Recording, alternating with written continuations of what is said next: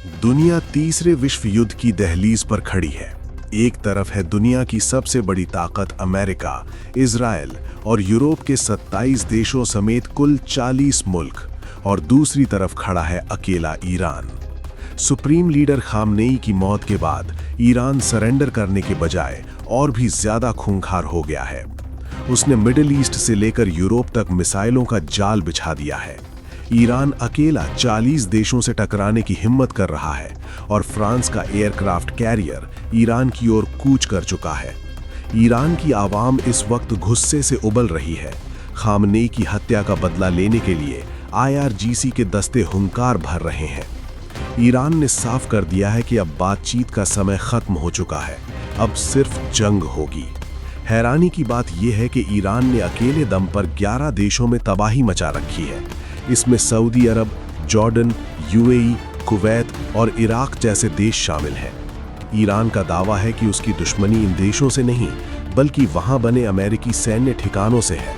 लेकिन जब ईरान ने यूरोपियन यूनियन के सदस्य साइप्रस पर हमला किया तो पूरा यूरोप भड़क उठा। अब स्थिति ये है कि इजराइल और अमेरिका के साथ मिडिल ईस्ट के 10 देश और EU के 27 देश, यानी कुल 40 देश ईरान के खिलाफ मोर्चा खोल चुके हैं। अब जरा सैन्य ताकत का गणित समझिए। ईरान के पास करीब 6 लाख की फौज है। सुनने में ये बड़ा लगता है, लेकिन उनके सामने जो 40 देशों का गठबंधन खड़ा है, उनकी सम्मिलित फौज 45 लाख के पार पहुंच जाती है। यानी एक ईरानी सैनिक के मुकाबले 7 से ज्यादा दुश्मन सैनिक। बावजूद इसके ईरान पीछे हटने को तैयार नहीं है। उसे हिजबुल्लाह, हूती और सीरिया इराक के शिया मिलिशिया जैसे प्रॉक्सी समूहों का पूरा समर्थन हासिल है। एक्सपर्ट्स का मानना है कि ये लड़ाई अब सिर्फ तेहरान और वॉशिंगटन की नहीं रही, बल्कि ये मिडिल ईस्ट के कंट्रोल की जंग बन चुकी है।